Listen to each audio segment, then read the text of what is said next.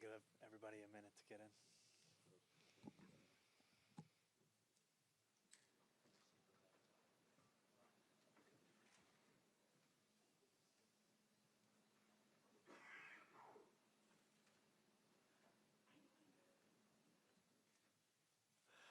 All right.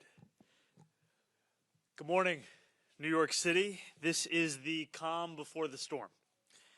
Either late tomorrow evening or early Sunday morning, we are going to see snow start to begin to fall across our city. It will fall and then fall some more. And the forecasts don't always get it right, but what is being predicted right now, whether it's a foot of snow or even a little bit more, would be one of the biggest snowfalls that our city has seen in years. We haven't seen a foot of snowfall in quick succession since nearly 5 years ago. This weekend is going to be cold, it is going to be windy, and above all else, it is going to be a weekend where your city is prepared. Across every single level of government, we are working together to ensure that our streets are being kept clear, that New Yorkers are safeguarded, and that the most vulnerable among us are being connected with shelter. At 6 a.m. this morning, the sanitation department began brining our highways and major roadways. And for those unfamiliar, brining is a process where a salt and water solution is sprayed, making it much harder for snow to stick and for ice to form. Tomorrow, as the storm nears, we're going to see thousands of DSNY collection trucks and agency partners transformed into the nation's largest snow fighting operation. This is an operation that I trust with every ounce of my being in being the ones that will deliver us the exact kind of city response we need to see this weekend. We are going to see more than 2,000 of those sanitation workers begin 12-hour shifts starting tomorrow evening. They will salt as soon as we see the first snowflakes hit the ground with 700 salt spreaders, and then as soon as we see 2 inches of snow accumulate, we're going to see 2,200 plows activate across the city. That, by the way, is likely to occur Sunday morning. And all of this is going to be overseen internally by DSNY's Blade Runner 2.0 system, which monitors plowing and salting in real time to ensure that every community, every neighborhood, every part of New York City will be met with the services of the city government. Now, this is a storm that will also bring with it significant amounts of precipitation. It will carry a cold front as well. And that is why we have enacted a Code Blue now in effect, which has been in effect since last night.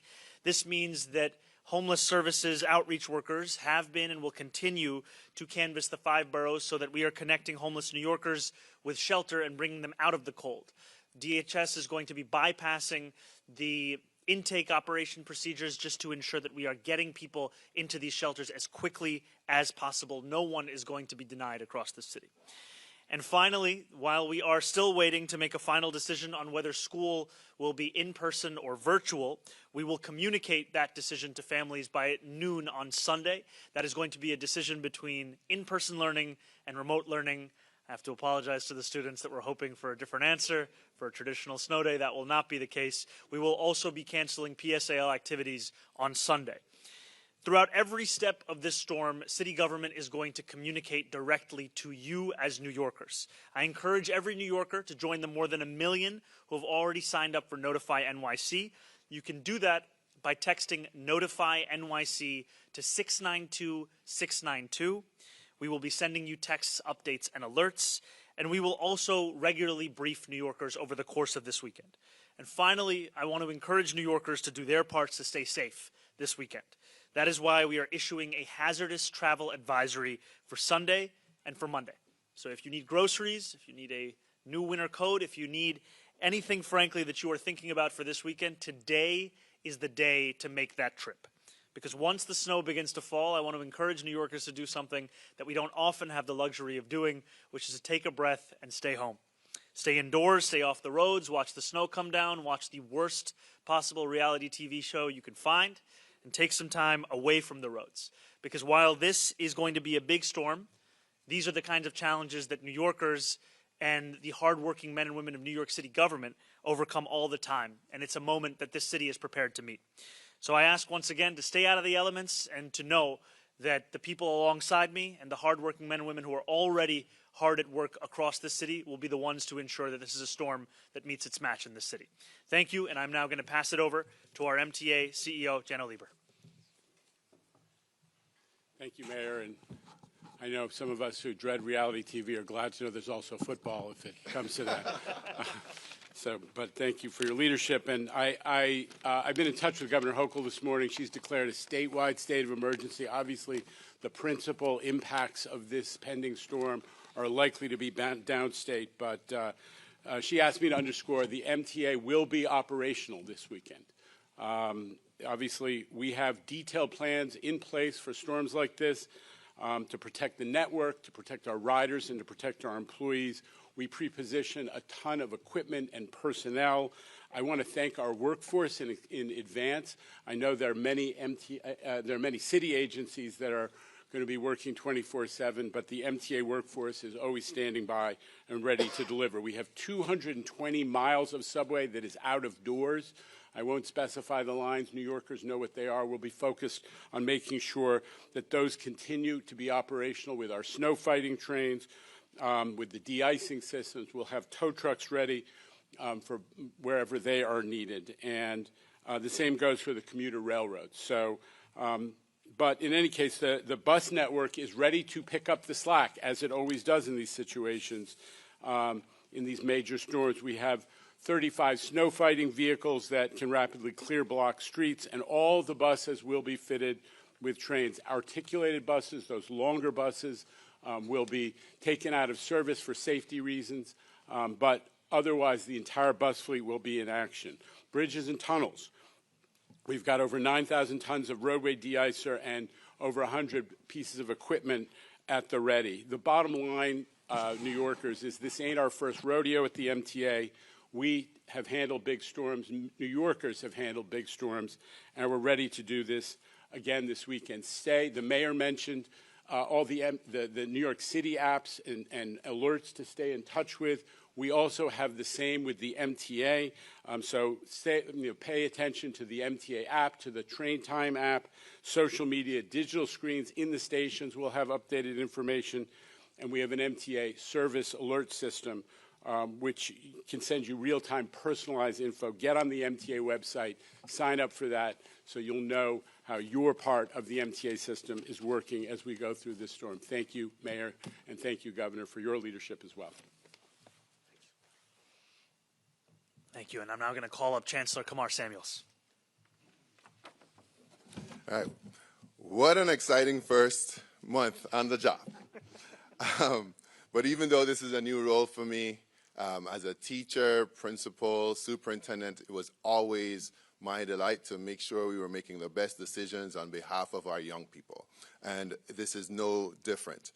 Over the past several days, teams across our system and city agencies have been working around the clock to monitor the weather, assess our options, and plan for every possible scenario. By the latest, noon on Sunday afternoon, we will announce whether schools will be, either pivoting to remote or open for instruction. In either case, learning will continue in an environment the city deems safe. We know that families need timely, clear information to plan their schedules, and we are committed to getting you those updates as quickly as possible. As a teacher, principal, superintendent, and now chancellor, I've seen many, many corners of this extraordinary system. I want personally to thank educators, custodian teams, food service workers, nurses, support staff, bus drivers, superintendents, and so many other of our hard-working, dedicated staff each day. Please note that these decisions are managed with great care and attention to detail, with our families' safety as a top priority. In the meantime, we encourage all our families, to use Notify NYC, as well as look out for gamma messages from New York City Public Schools. Now, I do want to announce a follow-up to the mayor that PSAL activities are canceled for Sunday. We also have other extended use permits that will be canceled for Sunday, as well as any Sunday academies. So I want to thank you all for your timely responses and encouragement, and say we are ready for whatever eventuality there is.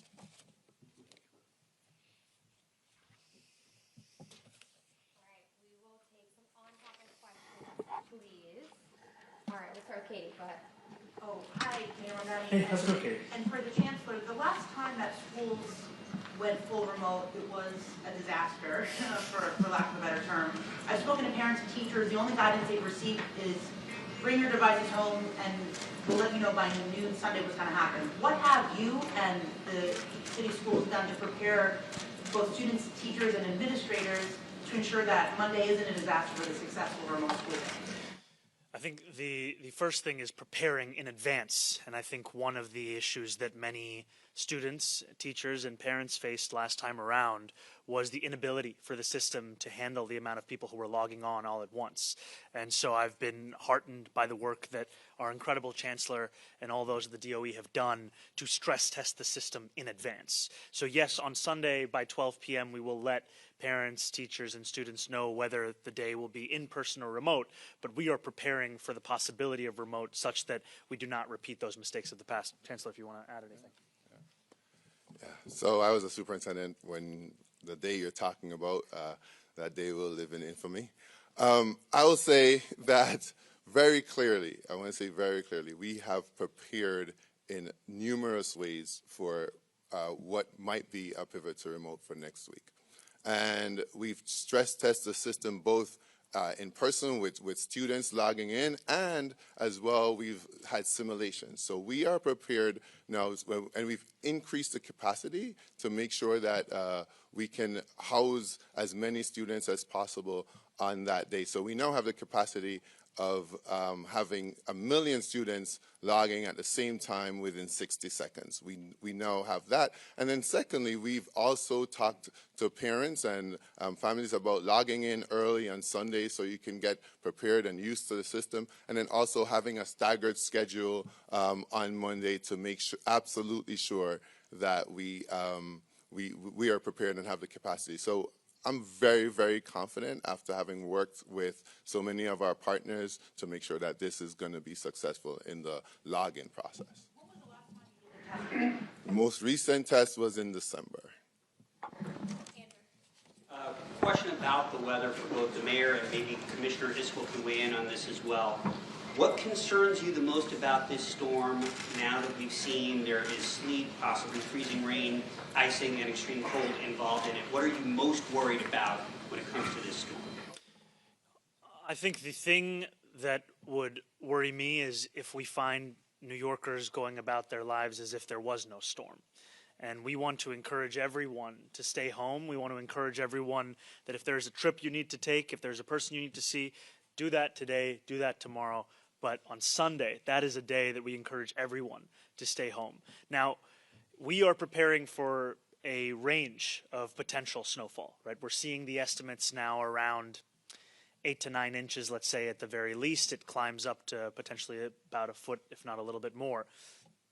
What heartens me, frankly, is that in the work and in the meetings that I've been having with the incredible leadership that we have here is the knowledge of what the hardworking men and women of city government are already doing. So I'll give you this example. Brining the highways and major roadways. That's not just critical in preparing for the storm, but also in ensuring that once the storm has passed, that we can return back to the city as it was. This is when we're talking about the salting of the streets, when we're talking about the snowplow. I mean, the city has procured 700 million pounds of salt in advance of this storm to be prepared for this. So I feel quite confident in the abilities of those around me and in those who work for this city. And frankly, I'm thankful for their work, because what we're talking about is work that began at 6 a.m. today. What we're talking about is work that's going to be 12-hour shifts. It's going to be round the clock from a number of different agencies. But Commissioner, I don't know if you want to add anything. Sure. Yeah. Thank you, Mr. Mayor. You know, as the mayor was saying, I think a big concern is what people do with their time on Sunday. You know, it's not only important for their safety that they stay home, it also enables our sanitation workers and crews to do their work clearing roads. It's also really important that if there are emergency crews that need to move around the city, that they can do that easily. And then I think the other thing that we are keeping our eye on, and I say this to somebody who's, it's my job to really be concerned about everything, But we're keeping a very, very close eye on the forecast Sunday night to see how that develops. And we're still a little bit early out. But as the mayor said, it is really remarkable the amount of work that these city agencies do and these city workers going into an event like this days in advance. You think about all of the sanitation crews, folks from Department of Transportation, NYPD, FDNY. It really is remarkable. I think the big thing is we really need New Yorkers to do their part as well, and then watching that forecast overnight Sunday and seeing how that develops. Thank you. Yeah, Matt. For Gianno, does the Long Island Railroad... Sorry. Sorry, Jenna had to leave. Yeah. All right. Yeah, Chris, go ahead. Congrats on the new position. Thank you. For city government workers, are they going to be encouraged to work remotely if they can? And then I had a question about the stress testing. So we're going to have all uniform services are going to be working as normal, typically, which is in person on Monday. DCAS is going to be sending advisory out to other city workers on Monday with agency-specific directives. And all of this, I think, comes back to something that the commissioner was also mentioning earlier, as well as the chancellor. This comes back to safety. And a lot of this depends on the amount of snowfall that we're going to see on Sunday.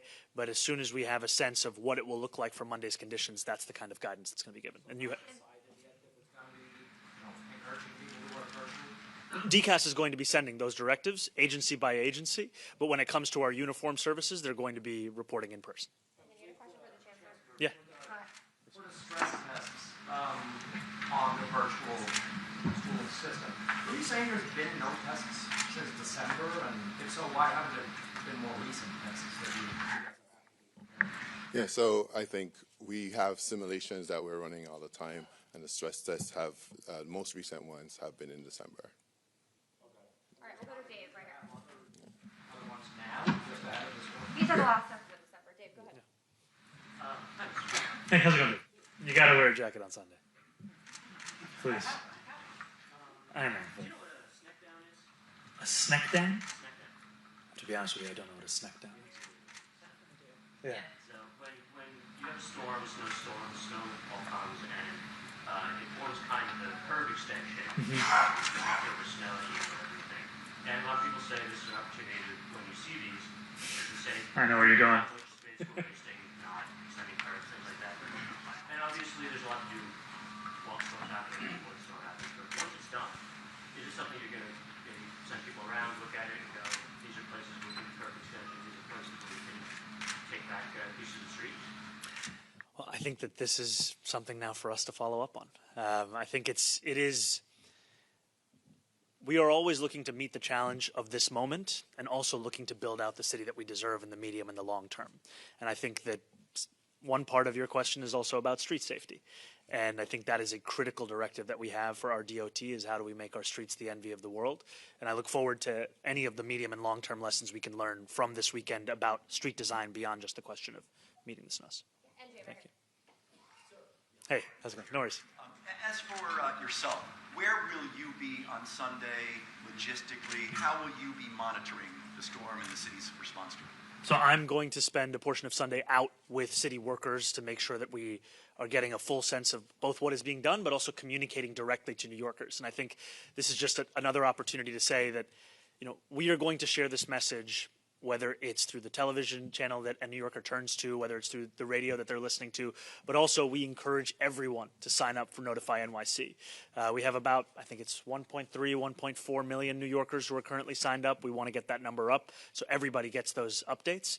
And then my job is to make clear that this is a city that's prepared, and then to keep in close contact with not only the leaders that you've already heard from, but also my deputy mayor, who is really not only running the entire operations, but is staying close at hand with any of the updates. Marcia, go ahead. Marcia. Mr. Mayor, I wonder if I could ask you a question. Historically, mayors have been judged by how they handle snow. And I wondered if you've looked at the mistakes made by some of your predecessors. You've seen any pitfalls you'd like to avoid and how it's going to affect how you handle this snowstorm and how you want to be judged by New Yorkers afterwards. I think one of the key directives that I've both given myself as well as the team around me is that we will over-communicate with New Yorkers. We are going to tell you at every instance when we have new information about this storm what it is. So initially, I'll give you an example. The forecast, it said it could be as little as 3 inches of snow. It said it could be as much as 16 inches. Now we're seeing that forecast start to narrow a little bit. Now we're seeing the minimum number closer to about 8 or 9 inches. We're seeing the maximum number still be a little over a foot. But we're going to get that message out there because I think that this is a time where we want to make sure that city workers have every ability they can to deliver on their job. And what makes it easier for them to do their job is the more New Yorkers that stay home. We want to make sure, just one more point, Marcia, I'll give you an example. We have our fire commissioner here. Right? One of the key points that was being shared with me and with other city workers is how do we make sure that we do not have ambulances that are being prevented from being able to access New Yorkers or access the streets? How do we make sure that we're not facing another situation where there are preventable outcomes taking place? So that's what is at the basis of our communication. That's why I'm also trying to be everywhere as I can to keep that in mind. The follow-up question I have is this: in the past, since I've covered snowstorms since the dinosaurs roamed the earth, there have been instances where ambulances couldn't get through, buses couldn't get through, streets were not plowed, so that some streets, like for example under de Blasio, some streets were plowed to the tar, and then other places didn't get plowed at all. So do you have a plan to make sure that there's equal plowing in all 5 boroughs so that no community can say, you missed us? Yes. We absolutely do. And that's part of the conversation we were just having. New Yorkers can actually stay up to date. I think it's with Plow NYC, which is the public-facing information portal around the plowing patterns across the city. Internally, we have something called Blade Runner 2.0. And this is to ensure that no New Yorker is made to feel that depending on the zip code or their neighborhood, they're going to receive a different level of service. You're going to receive the same level of service across the city. And I think the other portion of this is we're talking about, with DSNY, the largest snow fighting operation in the entire country. We're talking about the transformation of collection trucks into ones that can both salt this city. We're talking about 700 of those trucks, and then we're talking about 2,200 plows. So all of this together, it's what gives me the confidence that we're going to see a city that will meet the moment, no matter if it's 8 inches of snow, 13 inches of snow. I will say that one thing that a number of New Yorkers have shared with me is we seem to have large snowstorms every 10 years. It was 96, it was 06, it was 16, it's 26. We're going to be ready. Yeah, right here, go ahead. Hey there, how are you? Hey, how's it going? Good, good. Just 2 questions. At what point do you declare a state of emergency because of the snow? Where are the markers for yourself and for the folks at the podium? Like, where is that point where you decide it's a state of emergency? And also, can you go into depth as to what the NYPD and what FDNY will also be doing at those times, and even like what 311 or 911 operations are going to be? So I can just tell you briefly, and then I'll pass it over to Deputy Mayor Kersen. Just in advance of this weekend, we also know that NYPD is going to be assisting with some of the traffic routing operations that we'll see across the city. Every single agency and department is going to be playing a role. You know, for example, DSNY is taking the lead on the snow plowing, but that doesn't mean that the Parks Department is not also going to be assisting in some of that work. I'm going to pass it over to DM Kersen for some of the additional remarks. Our emergency declarations largely allow for restricted traffic, so we'll be monitoring roadway conditions and then determining if those additional restrictions are necessary. We have those materials drafted and are ready to go if we start to see that those conditions warrant an emergency declaration. Kelly right here and then Timmy. Go ahead. Hi, Mr. Mayor, over here. Hey, hi, Kelly. Good. I wanted to ask you, in response to Marcia's question, previous mayors have underestimated how much snow we've gotten, and that has left them a little flat-footed. Do you have a plan for, if we get more than 1 foot or significantly more, do you have, teams that will be ready to go on top of whatever you have going on right now? Yes, and I can tell you that right now we are preparing for every possible outcome. Right? Just because we might want to see 8 inches of snow does not mean we're not preparing for 16 inches of snow. And I think that's what gives me a real sense of confidence, is that these are the incredible men and women who are leading so much of the work across the city, so that no matter how much snow falls, it's a city that's ready. And I think the other part of this is just to explain, part of the reason why we're not making a determination until Sunday at 12 p.m. about whether school on Monday will be in person or remote is precisely because of the range in forecast. We take it very seriously when we call for a remote school day because we know that it has an impact on parents' lives. So we want to both be respectful of their lives and give them enough time to make the plans if necessary for a change in Monday. Yeah, we'll go to Timmy and then Liz. A question about the remote learning. Obviously, I can see the argument for not wanting to cancel school that creates the need for childcare for thousands of kids. But if the kids are already at home, what is the benefit of forcing them to be on the laptop, requiring parents to oversee them and keeping them engaged as opposed to enjoying life's rare joys? I'm not going to contend that a snow day is not one of life's rare joys. I will tell you that growing up in the city was one of my favorite memories. To be very clear and direct with New Yorkers, we are also bound by state law that requires 180 days of instruction. And as previous administrations have added additional holidays into the school calendar, it leaves our school calendar without any flexibility for the potential of a lack of an educational day. So if it is too much snow to call for students and educators to come to school, that's what also pushes us to require remote learning to take place from home. Liz, go ahead. Hi, Liz. How are you? I wanted to follow up on that question. Please. What is your opinion of remote learning? And were it not for the restrictions of the calendar, let's say you had the flexibility and you could have given kids a snow day, would you have? I guess I'm trying to ask, is it really the end of traditional snow days in New York, or can you see another time where, barring the calendar, the school calendar, you would be willing to grant kids a day off? I will not stand here and say that it's the end of anything. I will tell you that for Monday, however, these are the two options. And I think that there is, we will operate under the constraints as we have from the state, but we are also in the knowledge that those are constraints that could change at some point in the future. I'll add if the Chancellor wants to add anything. Well, you don't have to look too far to realize the mayor is a lot more fun than I am, right? And so, for me, I think it's very, very clear that, given the constraints that we have with the state, and given the new life and the new era that we're in, there are benefits to remote learning. And I might offer that folks might begin to think about this as reimagining what the snow day looks like. No one is asking kids to be on a device for 6 hours and 20 minutes, right? And so we have to be flexible in our approach. Some learning will be synchronous, some will be asynchronous. You can still have your hot chocolate, you can still go out and enjoy the snow, but we really want to make sure that, especially since the pandemic, our children have missed more school than they did before, and we want to make sure that instruction continues even when it's disrupted by weather, or attempted to be disrupted by weather patterns. All right, we've got time for one more. Hannah, go ahead. I know Jana's not here, but I'm wondering, is there a certain amount of snow in which, the MTA has prepped you that there will be significant delays, no doubt? Is there a threshold in the amount of snow, 8 inches?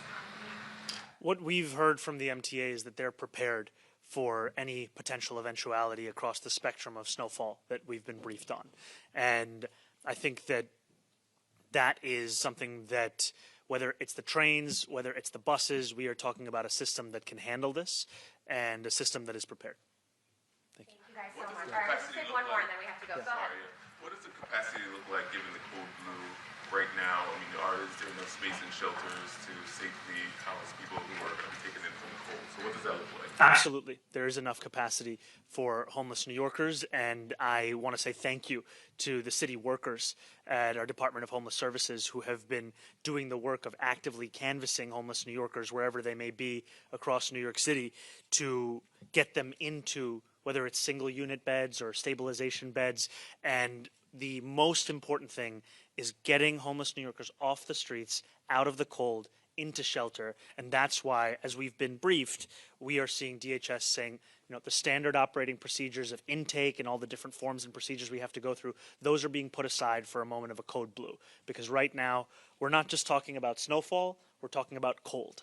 And these are things that, if left together without any kind of a city response, the consequences could be significant. And so what we want to do is keep every single New Yorker safe. That includes homeless New Yorkers. Thank you Thank you for your question.